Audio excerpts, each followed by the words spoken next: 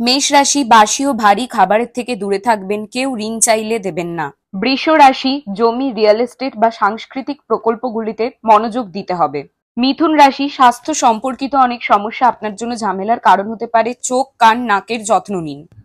কর্কট রাশি, পরিবারের সঙ্গে মনোমালিন্য হতে পারে, রাগ কন্ট্রোল করতে হবে। সিংহ রাশি, আর্থিক লাভের জন্য ভালোভাবে পরিকল্পনা করার পরামর্শ দেওয়া হচ্ছে।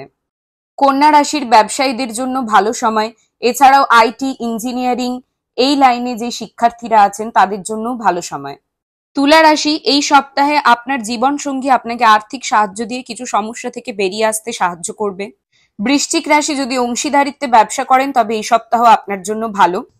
ধনু রাশি, অতিরিক্ত চাপ এবং উদ্বেগের অভ্যাস এই সপ্তাহে আপনার স্বাস্থ্যের ক্ষতি করতে পারে। মকর রাশি, স্বাস্থ্যের দিক থেকে ভালো যাবে, কিন্তু ব্যবসায় অতটা প্রফিট আপনারা পাবেন না যতটা ভেবেছিলেন।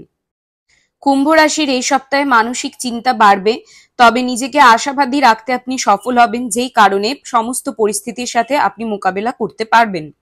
মীন রাশি, দূরবর্তী কোনো আত্মীয়ের থেকে আপনি সুসংবাদ পাবেন এবং আপনার স্বভাবে একটু কিন্তু স্বার্থপরতা বাড়বে।